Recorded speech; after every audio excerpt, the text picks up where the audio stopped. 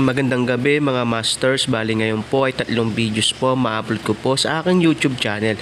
Tama nga mga masters, 3 videos nga po ma-upload ko po. Yon, what's up mga masters? Nandito na naman tayo sa panibagong araw, panibagong kabanata na naman ang pagsasama-samahan natin ngayon guys.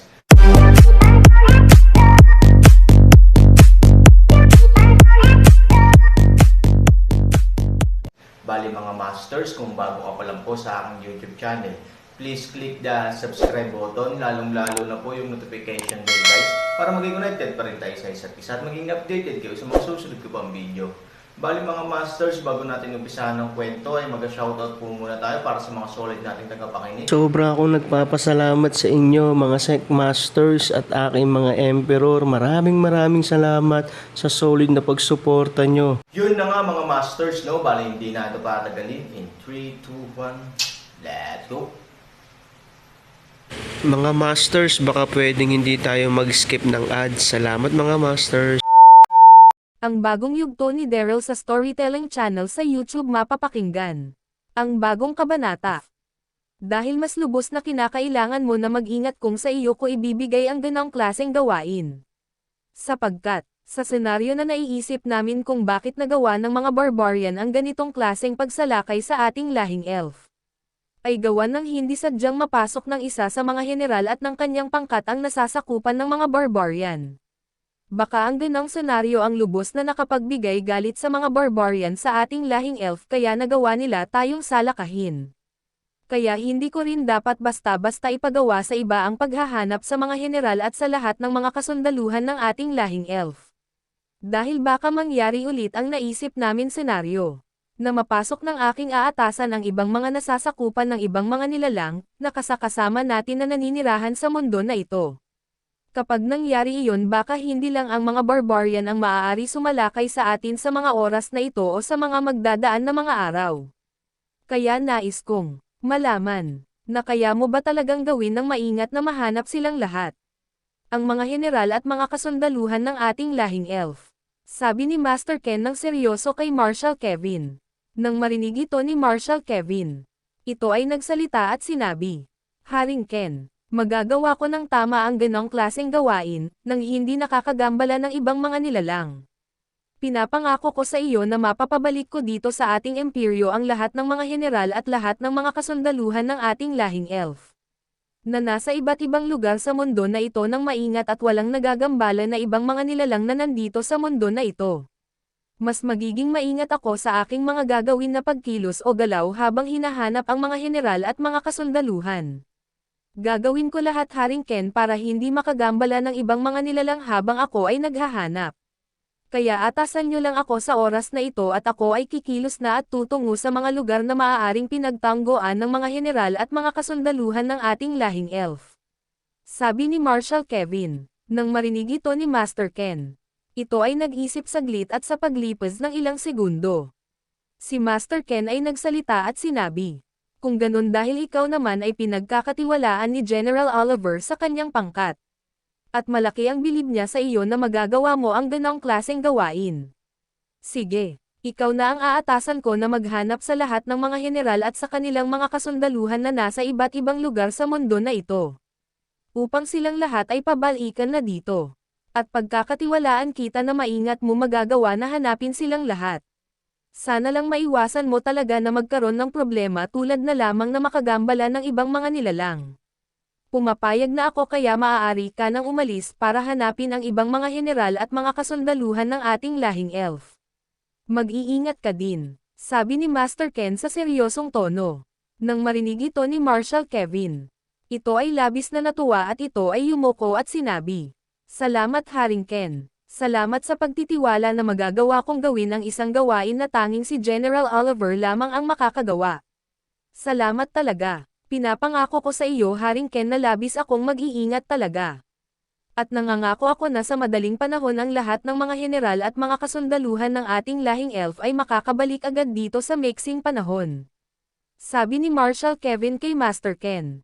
At si Marshal Kevin ay tumingin din kay Matandang Los at si Marshal Kevin ay yumuko at sinabi, pinuno ng mga mangkukulam na elf. Matandang Los, salamat din sa iyong pagtitiwala sa akin at salamat dahil kayo ang nagsalita para sa akin. upang si Haring Ken ay makumbinsi na sa akin na lang ipagawa ang gawain na hanapin ang mga general at mga kasundaluhan ng ating lahing elf. Lubos akong nagpapasalamat din sa inyo matandang Los. Sabi ni Marshal Kevin. Nang marinig ito ni matandang Los, ito ay nagsalita at sinabi, "Mag-iingat ka Marshal Kevin. Sana ay makabalik ka din dito ng ligtas." Sabi ni matandang Los. At si Master Ken ay muling nagsalita at sinabi, "Sige na, maaari ka nang umalis at hanapin ang lahat ng mga general at mga kasundaluhan." Sabi ni Master Ken sa seryosong tono. Nang marinig ito ni Marshal Kevin, ito ay yumuko muli at sinabi, "Maiwan ko na kayo Haring Ken at matandang Los." Sabi ni Marshal Kevin at ito ay lilipad na sana ngunit ito ay bigla ulit na may iniwan na salita at sinabi, "Haring Ken, may isa pa pala akong nais ihiling sa inyo. Kung sakaling hindi makaya ni General Oliver ang lakas ni Prinsesa Lin para ito ay mapigilan umalis, maaari nyo ba siyang tulungan? Ang lakas ni Prinsesa Lin ngayon ay talagang lubos na nakakatakot. At kung ating iisipin mabuti, alam naman natin at nararamdaman natin lahat na napakalaki ng agwat sa lakas ni General Oliver. Baka kasi si General Oliver ay mapahamak at baka ito ay masawi sa nangyayaring labanan nila ni Prinsesa Lin. Dahil bago ako tumungo dito sinabi sa akin ni General Oliver, nagagawin niya lahat upang mapigilan lang si Prinsesa Lin na makaalis sa ating imperyo upang tumungo sa kaharian ng mga barbarian. Kahit buhay pa ni General Oliver ang maging kapalit nito. Haring Ken, sana ay wag mo hayaan na mawalan tayong lahat ng napakahusay at napakatalinong general. Iyon lamang ang aking hiling Haring Ken. Ako ay aalis na. Salamat muli sa inyo ni matandang Los. Sabi ni Marshal Kevin at ito ay mabilis na umangat sa hangin at ito ay mabilis na lumipad papalabas ng imperyo. Nang makaalis si Marshal Kevin, si Master Ken ay biglang ulit napatingin at napatingala kung nasaan sila General Oliver at Lin na naglalaban ng matindi sa mga oras na ito. At si matandang Los habang nakatingala si Master Ken. At pinagmamasdan ang mga liwanag na sumasabog sa nagiging labanan nila General Oliver at Lin. Si matandang Los ay nagsalita at sinabi, "Ken, tama siya. Kailangan mo din protektahan ang isa sa mga general mo na tulad ni General Oliver. Huwag mo hayaan na ito ay masawi ng dahil sa ibinigay mong gawain. Tulad na lamang sa pagharang at pigilan si Prinsesa Lin na makaalis dito sa imperyo. Hindi maaari magtamaw ng malubhang pinsala ang general dahil sa nagiging labanan nila ni Prinsesa Lin. Dahil sa ngayon mas kinakailangan natin ang tulad ni General Oliver. Kaya kung sakaling magipit at mapunta sa panganib ang buhay ni General Oliver sa kamay ni Prinsesa Lin, kailangan mo itong mapigilan agad. Sapagkat si Prinsesa Lin ay nagtataglay na ng sobrang lakas na spiritual. Kailangan mo nang pigilan silang dalawa kung sakali man. Ken, alam ko na alam mo kung kailan mo ito gagawin. Kaya ipapaubaya ko na lamang sa iyo na pigilan ang dalawa na maglaban sa mga oras na ito. At isa pa si General Oliver kung sakali ay magtamaw ng malubhang pinsala. Malaking kawalan ito para sa ating puwersa upang labanan ang lahi ng mga barbarian. Kaya mag-isip ka na Ken at magpasya kung kailan mo pipigilan ang nangyayaring labanan nila General Oliver at Prinsesa Lin." Sabi ni matandang Los. Naririnig ni Master Ken ang sinasabi ni matandang Los. Ngunit, si Master Ken ay walang imak sa mga oras na ito at ito ay seryosong nakatingin sa nagiging labanan ng dalawa na sila General Oliver at Lin habang nakalutang sa hangin. Subalit si Master Ken ay nag-iisip din sa mga oras na ito at nag-aantay ng tamang pagkakataon upang ito ay mabilis na makapunta sa dalawa at ito ay patigilan. Samantala, sa mundo ng mga engkanto, sila Prinsesa Blanca, General Raiji at si Daryl kasama ang mga kasundaluhan ng lahi ng mga engkanto, ay pumasok na sa loob ng palasyo ni Prinsesa Blanca na nasa loob ng imperyo ni Prinsesa Blanca. Nilibot ni Prinsesa Blanca ang buong palasyo niya at tinandaan kung anong mga silid mayroon ang kanyang palasyo. Tulad na lamang ang kanyang magiging silid. Silid hapagkainan, silid tanggapan, silid ng kanyang trono at madami pang iba.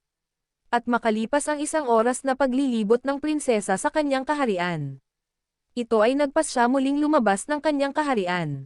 At sa paglabas nila ng kaharian, si Prinsesa Blanca ay nagsalita at sinabi, "Sapat na ang ganitong itsura ng aking palasyo. Maaari na talaga akong manatili dito kaya General Raiji. Ngayon ay maaari ka nang bumalik sa kaharian ni Haring Harry na aking kapatid. Sabihin mo sa kanya na magpadala ng iilang mga kasundaluhan para sa aking kaharian. At iilang mga kasambahay. At napag-isipan ko din na hindi ka maaari manatili dito sa aking kaharian. Sapagkat ang iyong loyalty ay nasa aking kapatid at wala sa akin. Kahit hindi mo man sabihin iyon ang totoo. Nais ko pamunuan ang aking kaharian nang ako lang ang magdedesisyon. At nais ko din magtalaga ng aking pinunong general sa aking magiging kasundaluhan. Yun na nga mga masters, no? Bali panibagong kabanata na naman yung natapos natin ngayong gabi. Muli, maraming salamat po talaga sa walang sawang suporta po sa aking YouTube channel na talagang inaabangan nyo po ang bawat upload ko po. Bali mga masters, magkita-kita ulit po tayo bukas ng gabi at ngayon po ay magpapaalam po muna tayo. Bali mga masters, bye-bye!